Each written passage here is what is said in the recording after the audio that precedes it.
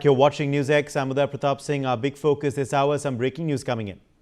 CCTV footage is suggesting 22-year-old B. Shivashankar was riding recklessly just before he collided with a luxury private bus on NH44. Investigators have learned that this motorcycle had the same pillion rider who survived. The survivor also confirmed that their motorcycle skid off and the rider succumbed to injuries much before the private sleeper bus ran over the bike and dragged it underneath, causing the fire. Belly Thomas joins us for more on this story. Belly, talk us to this latest CCTV footage that is emerged.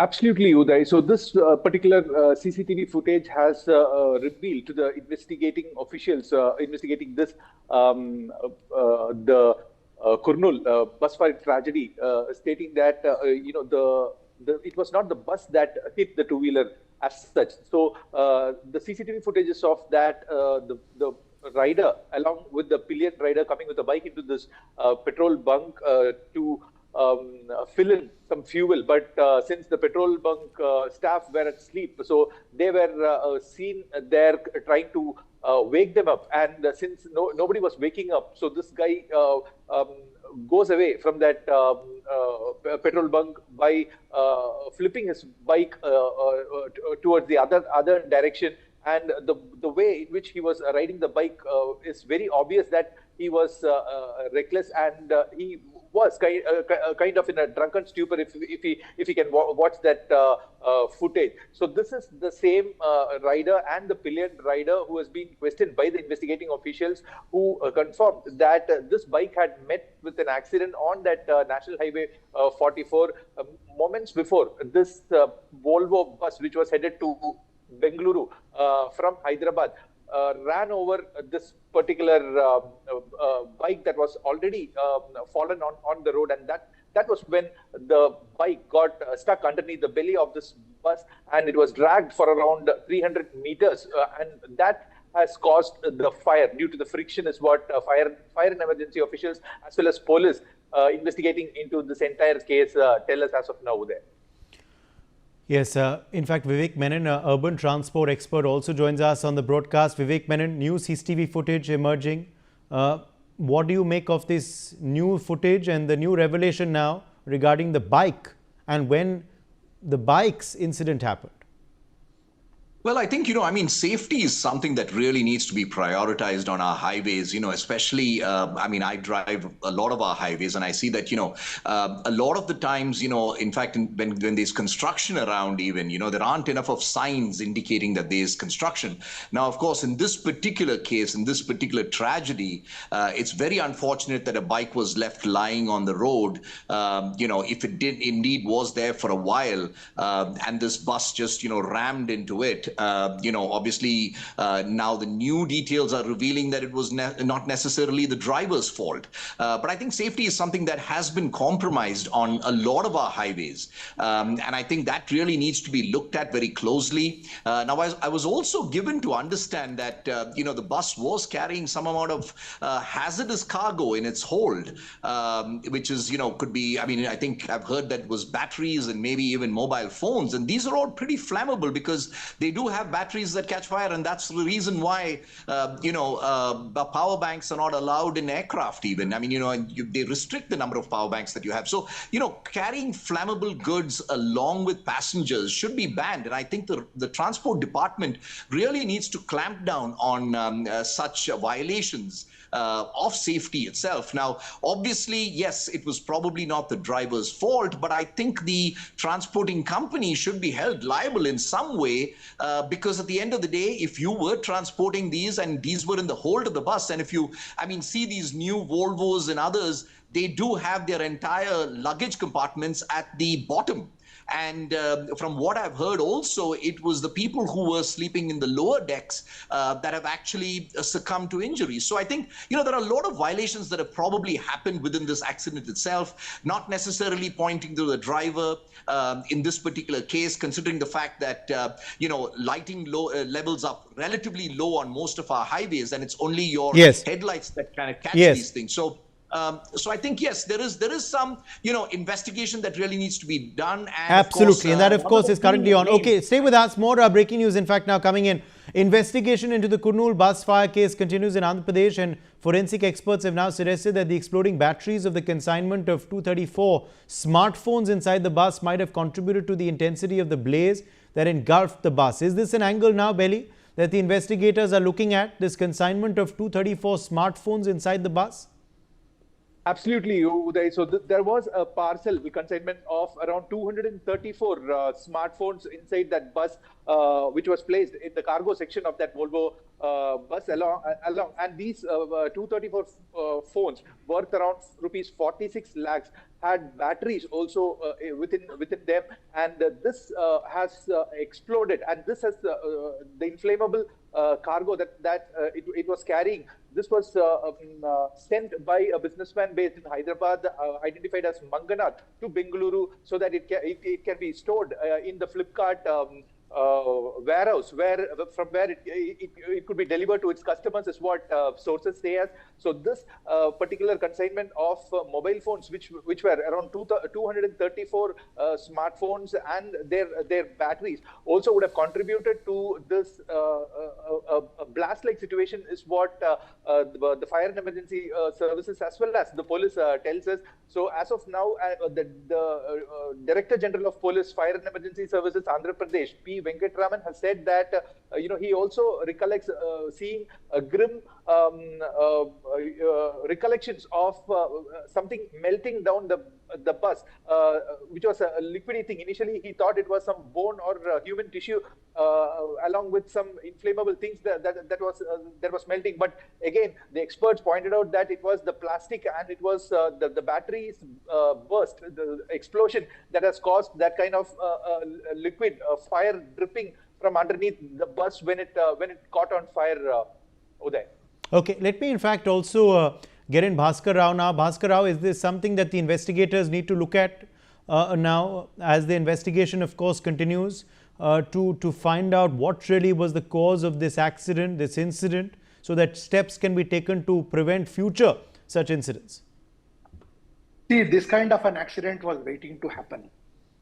Just because it did not happen for a number of days or years doesn't mean that it should not have happened. There is absolutely unchecked transit of hazardous goods in these buses, as well as the composition of the bus itself is very wrong, because I've been a transport commissioner and I'm aware of what kind of loopholes, and because transport departments all over the country are one of the most corrupt departments who blatantly allow this to pass over. These buses don't have emergency doors. And apart from that, the insides are extremely inflammable, whether it is the seats, curtains, carpets, fixtures, etc., or the roof linings. Then there is a naam ke vaste first aid box, which is somewhere in the front, which has nothing inside. And apart from that, the drivers are not trained in any kind of first aid or a rescue procedure for these people over there. And these buses travel at fantastic speeds, because I have always maintained, I have been a transport commissioner and I've been a MD of the SRTC also in Karnataka. 350 horsepower engine, and they are capable of going at almost 150 kilometers per hour. They are absolutely ungoverned. So you have to expect this from untrained temporary drivers, and the people who pay such huge amounts of money. They are sort of moving in flying coffins, in coffins on the road, because the basic road discipline is not adhered to. The carriageway is narrow, and they have very shorter times to, when the accident has taken place at 3:30 a.m. near Kurnool, and the distance from Kurnool to Bangalore is almost over 300 kilometers over there. And if you had taken a normal bus, it would have taken about 7:30, 8 o'clock. These buses come at 5:30 in the morning over there. So you can imagine at what speeds they are going. Yes. And cargo is being taken unauthorizedly, and the driver doesn't even know what cargo he's taking. And they are packed in different places. And this accident is a systemic failure because there are no emergency doors. Okay. There are no, because I have myself investigated 2 accidents, one of a private bus of Jabbar Transport, Jabbar Travels in near Haveri in about 2013, and in 2010 for a KSRTC accident. And if you see, these accidents, one which took place in Gujarat, in which Yes. there was a Gujarat it took place, Rajasthan it took Yes. place. Stay with us. Stay It with is us. only- We're getting more breaking news, in fact, now coming in. P. Venkatraman, Director General of the Andhra Pradesh Fire Services Department, has pointed out that in addition to the smartphone explosion, the electrical batteries used for the air conditioning systems of the bus also added to the blaze. So now more inputs coming in, more statements coming out of the fire service officers as the investigation continues. Perhaps the batteries in the air conditioning also contributed to the intensity of the blast, Belly? That's what's being suggested? Absolutely, it is not like that. Wait a minute. Belly Thomas, give us more details. There are no, Belly, 1 second. I'm aware of it. I'll tell you. Mr. Rao, I'll just come back to you. Belly has some details. I'll just come back to you in a second. I'm coming back to you in a second. Please hold your thoughts. Belly Thomas. Uday, see, the Director General of Police, Fire and Emergency Services, Andhra Pradesh, P. Venkatraman, has said that along with these phones that have been stocked, the batteries that were also a part of this has caused the fire to give it like a blast-like situation, is what he's saying, and he recollects a grim recollection of something dripping of sorts, which initially he thought it was human bones or tissues, but it seemed like it was kind of a plastic, and all those things beyond with the aluminum sheets that were melting, and it was dripping down with fire. So this was what he said, that it all happened in minutes and in a moment when the bus caught fire, when the bike got stuck underneath, and the fuel spillage had happened, and due to the friction, the sparks had come, and the bus got engulfed with this fire.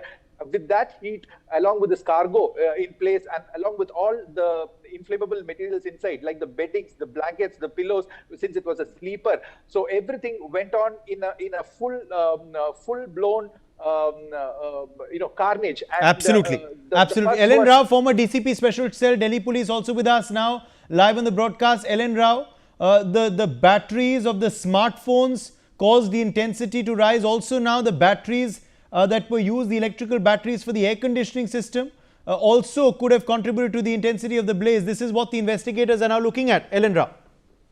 Yes, good evening, Uday, and to all your viewers and co-panelists. This is really a tragic incident in which 20 people have lost their life.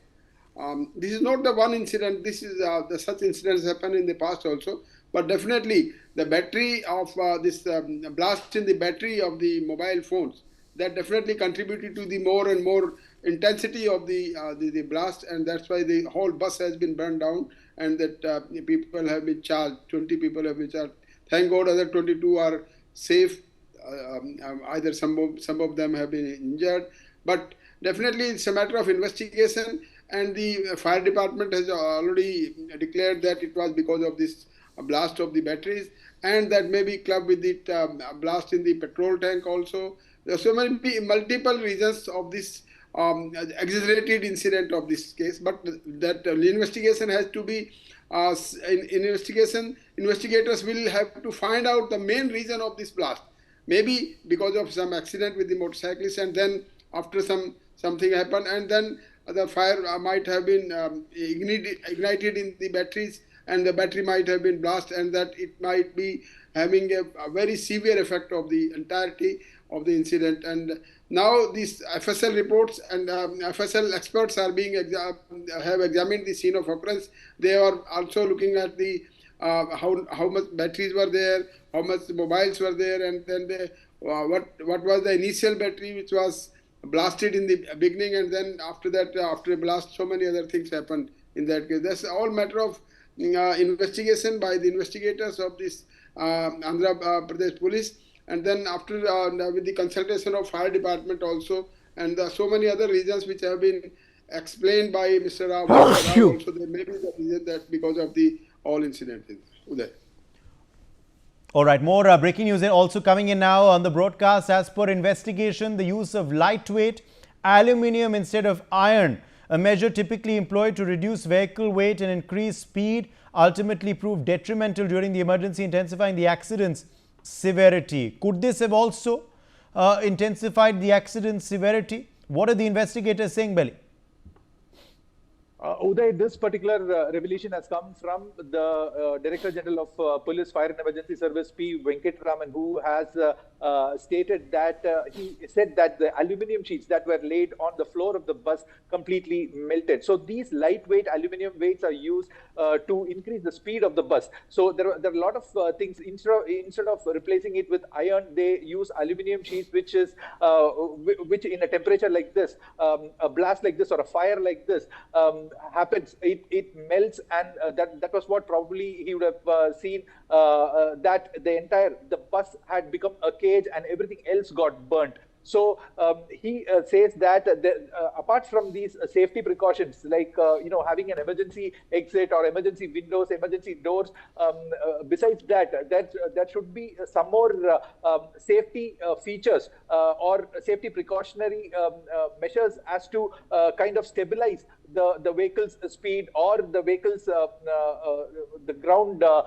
grip as a road grip as such. So this was also a reason that could have caused this accident, because these vehicles that fly in over hundreds of kilometer per hour speed, suddenly meeting with an accident like this, and getting engulfed with fire, and in no time the entire bus catches fire, and people are trapped inside, literally, with the short circuit jamming the doors. Would not Okay, go. let me get in Tutu Dhawan, auto analyst, now for his comment on this as well. Tutu Dhawan, do you believe perhaps the use of lightweight aluminum instead of iron, this is something becoming a systemic issue, could also be one of the reasons which could have been detrimental for this accident?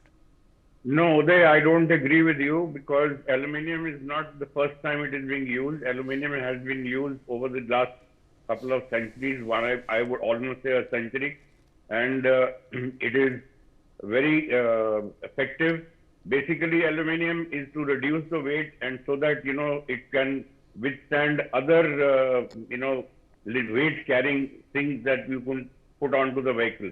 There are engines, there are many other mechanical parts which are made of mild steel and stainless steel and other steels, which also have to come onto it.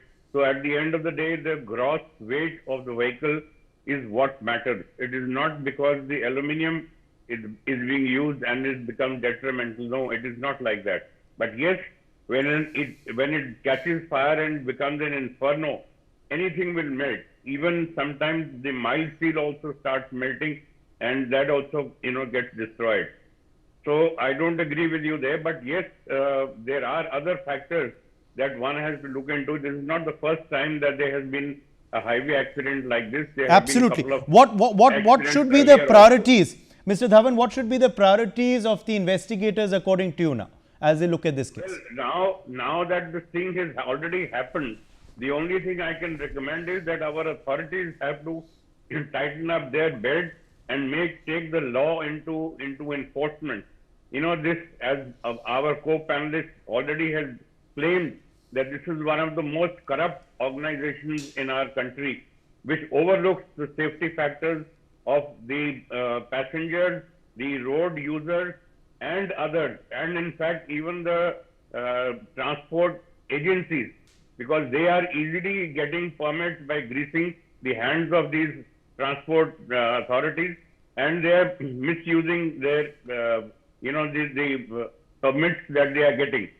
So we are not concentrating on the safety of the vehicle and the safety of the passengers. This is not the first time that we have reached a situation like this. There have been a couple of accidents like this. I have been reporting it myself in the last 10 years. There have been a couple of Volvo accidents earlier also, and Volvos have been known for not having any emergency doors which can be easily accessed. And even if you have a glass there is a small little hammer that they screw onto it. Now, how are you supposed to take out that hammer with a screwdriver in an emergency like this?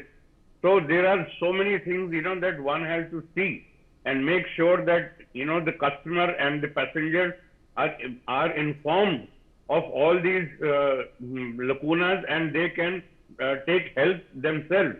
There should be an instruction like you have in the aircraft. When you sit in it, there is a crew that announces all the safety features. Likewise, you should have some sort of a safety feature announcement when the bus is taking off. There is no conductor, there is no marshal, there is nobody to even guide anybody. And whoever little is there is the bus driver who runs away on an accident like this and leaving all the passengers high and dry on themselves. Right. Let me take that to you as well now, Elendra, because many are saying that this is a malaise, with many buses also, which could become accidents as well, which could go the same way as this bus has in Kurnool. What changes then are needed to the system? What steps should be taken by authorities, transport departments in not just Andhra Pradesh but in other states of the country as well? Elendra. Yes, definitely this is the most important aspect, that such incidents should not reoccur in future, because in the past also so many recommendations have been done, but still this transport department and the people who are running those buses on road, they don't comply with the instructions. And more particularly, the transport department should see, while granting the permit to these vehicles to ply on the roads, they must inspect that. Technically, there is an inspection before giving the permit, but I don't think that inspections are done very meticulously, maybe because of some corruption which is being talked about. And then all these things should be seen, whatever the safety measures has been adopted or not, that the exit gate is definitely very important thing, because in this case, I think so, Volvo bus was not having any exit gate. That's why the people were trapped into the fire inferno. So we need to check all these irregularities which are being adopted by the transport department, and then because there is a matter of safety and security of the people who are traveling by these buses. This common man is in question, that safety and life of the common man is very valuable. So because of some amount of money being earned by these people without complying with the instructions and the orders of the transport department or the government to ply on these buses as per their permit rules and regulations, definitely these people should be taken to the task. Okay. And let me leave the last word to you, Vivek Menon, on what now should be the priority, of course, of investigators, but also what proactive steps are now needed to make sure that no other buses befall such tragedies. There have been blazes in the past too. We need to ensure that they don't happen in the future.